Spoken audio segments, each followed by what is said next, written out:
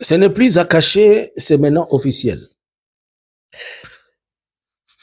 Le président, le président honoraire, ou bien nous ne pouvons pas honoraire, nous pouvons dire le sénateur à vie, Joseph Kabila Kabange, l'ancien président de la République démocratique du Congo, officiellement, après les cérémonies de prestation de serment des États-Unis, il est invité aux États-Unis, il est entendu en France, il est aussi entendu en Belgique. Qu'est-ce que cela nous veut nous dire? Bonjour, bonsoir. Mon analyse sera courte cet avant-midi ou cet après-midi, mais je serai en train d'analyser avec toi les faits.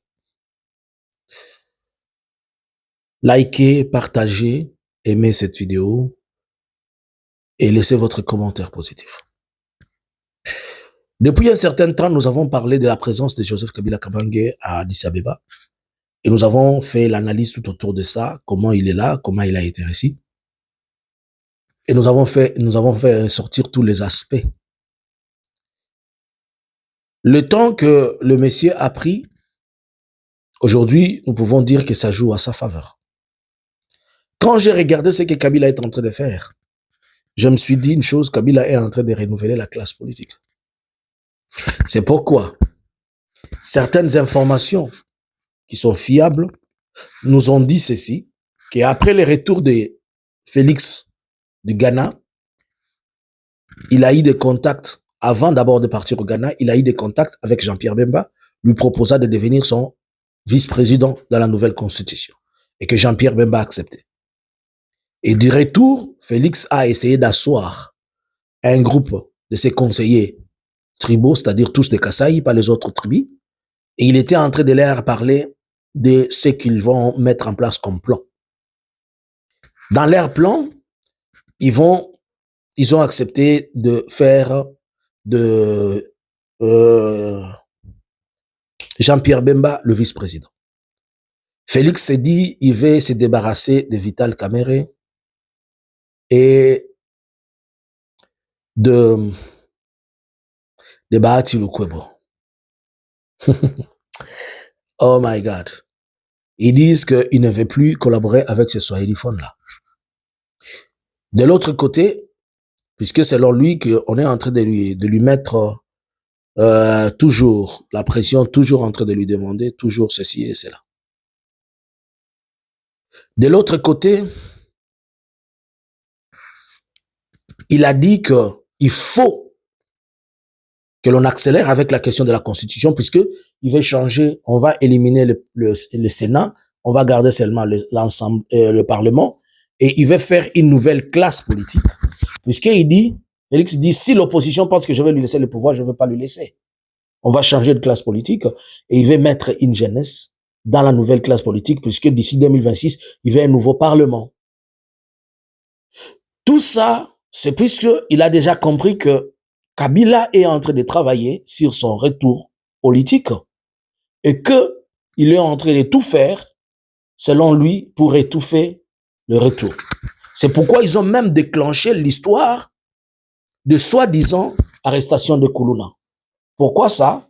Puisque cette condamnation de Koulouna, c'est pour empêcher tout celui qui peut se soulever ou toute personne qui peut avoir la tendance de se soulever ou si on peut, selon ce qu'ils sont en train de dire, manipuler la jeunesse pour demander à la jeunesse de sortir dans l'arrêt. Dans la même question de Koulouna, ils ont souligné qu'il faut dire à Constant Moutaba d'arrêter tout le Koulouna, sauf le Koulouna Louba. S'il y a un Koulouna Louba, on peut faire semblant de l'arrêter. Après un temps, on va le libérer. Et quand vous avez remarqué, il y a toujours beaucoup de Ngoï, de Moutamba, de Chibangu dans les Koulouna. Il y en a beaucoup, il y en a plein. Puisque avec le mouvement qu'on a fait de la population, la faire migrer des Kasaï de force pour venir à Kinshasa, et cette manque d'occupation, elle a créé beaucoup de choses. Alors dans tout ça, il est en train de se mettre en place pour pouvoir créer un mécanisme de protection selon lui. Mais moi, je suis en train de voir un danger. Félix a monté toute la population congolaise contre les tribus de Louba, contre les Kasaïens. Félix l'a fait expressement avec son activation du tribalisme. Cela crée une antipathie de la population vis-à-vis de ces tribus-là. Alors que le problème n'est pas tribal. Mais dans ce contexte, il y a une couche de la population ou une majorité qui va se sentir lésée. Et quand la population va attaquer le Louba, on va, entre parenthèses, parler d'une épuration ethnique ou bien il va parler euh, d'une haine tribale sous une forme d'agression. Et ça risque d'amener les gens dans une guerre civile.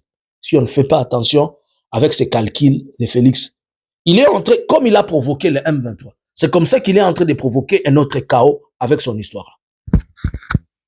Donc voilà un peu le calcul et voilà ce qu'on est en train de mijoter, mettre en place. Il dit avoir reçu du Qatar 500 millions de dollars pour lui permettre de pouvoir faire son histoire de changement de constitution. C'est dans ce sens-là, puisqu'il a déjà compris que les grands salons du monde ont ouvert la porte à Joseph Kabila et ils veulent en faire ce que moi et toi peut-être nous ne pouvons que dire, un partenaire du futur. Et pour le contrecarrer, je vous avais même dit qu'il avait envoyé une délégation aux États-Unis pour discuter avec, mais ça n'a pas marché puisqu'il a une politique de tâtonnement. Maintenant, on va se poser la question. Les États-Unis attendent Kabila. La France et la Belgique, c'est le triangle de la force des décideurs de la République démocratique du Congo. Pourquoi à ce moment doit-il recevoir un ancien président et qui ils avaient vomi en 2018 et ils avaient fait confiance à celui qui est entré pour qu'aujourd'hui ils reviennent se rallier à celui qu'ils avaient chanté il y a 6 années. Si Félix était l'homme providentiel, si Félix était un bon manager, il avait de bons résultats, on ne pouvait pas donner crédit à Kabila. Mais la politique et la gestion catastrophique et chaotique de Félix, c'est elle qui joue à la faveur, à la fois, de Kabila et de ce que vous pouvez appeler opposition. Mais la question, pourquoi ces mêmes salons n'ouvrent-ils pas la porte pour d'autres personnes? Est-ce que c'est à cause de l'expérience de Kabila? Je vais dire non.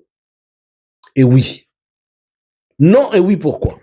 Oui, puisque Kabila est la personne qui avait amené le pays dans le contexte dans lequel Félix nous trouve aujourd'hui. C'est Kabila qui a eu un mécanisme pour faire asseoir tout le monde. 2. Kabila est moins mal que le mal qui existe. Il n'est pas parfait. Il est moins mal que le mal qui existe. Au moins avec Kabila, on pouvait dealer sur certaines choses et ça va marcher. 3. C'est mieux de parler avec un démon qu'on connaît au lieu de parler avec un ange qu'on ne connaît pas. C'est mieux qu'ils utilisent encore Kabila puisqu'ils connaissent, ils maîtrisent quelque part sa politique, sa ligne de conduite et sa gestion. Il peut y avoir des changements, mais pas grands. Mais si on fait entrer un nouveau monsieur dans la danse, on ne connaît pas ce qu'il a dans la tête. On ne connaît pas s'il va encore amener les gens dans une fossée comme Félix, puisque maintenant, ils se sont dit, nous avons fait confiance à celui qui était dans l'opposition et nous avons accepté qu'il revienne, nous avons accepté qu'il entre au pouvoir, mais il nous fout la merde. Au lieu de nous confier encore à un autre nouveau, alors qu'il y a un ancien qu'on connaît, c'est mieux qu'on ouvre la porte à l'ancien et c'est mieux qu'on dise à l'ancien, voici nos limites, voici voici tes points de sortie et tout ça. La Belgique, pourquoi?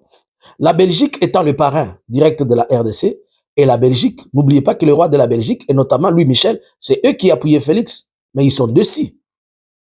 Donc, si la Belgique accepte de le recevoir, d'abord c'était officiel puisque Kabila a eu des visites là-bas. Mais si la Belgique ouvre cette porte officiellement, c'est-à-dire la Belgique dit c'est fini avec Kabila, avec Félix. La France, puisque la France déjà disait il faut changer Félix, on ne veut plus de lui. Mais c'est la France et c'est la Belgique qui avait demandé à ce qu'on laisse qu'il finisse son mandat. La France l'a déjà qualifié d'un aventurier. Les États-Unis, puisque avec les nouveaux perspectives et le changement de la politique internationale, et surtout que Donald Trump est derrière les systèmes, lui il fait une guerre économique. Vous voyez ses attaques sur Groenland, il veut prendre Groenland, il est en train de faire des menaces, même de dire au Canada pourquoi nous devons continuer à vous donner 220 milliards de dollars au lieu de vous annexer. Donc il veut aussi plus tard faire du Canada un État américain. Alors, lorsqu'il est dans tous ces calculs économiques, il aura besoin d'un partenaire fiable et clair qui est là-bas. Et en RDC, l'une des personnes qui le connecte à Kabila, nous avons, il y a Dan Gettler, Gettler connecté à Mosk, et Mosk lui-même connecté à Kabila. Ainsi donc, vous comprenez ce que je vous avais dit, que chaque fois que Félix sortait, on lui disait, si tu as besoin du tapis rouge, rentre consulter Kabila. Qu'est-ce que vous pensez? Bonjour, bonsoir.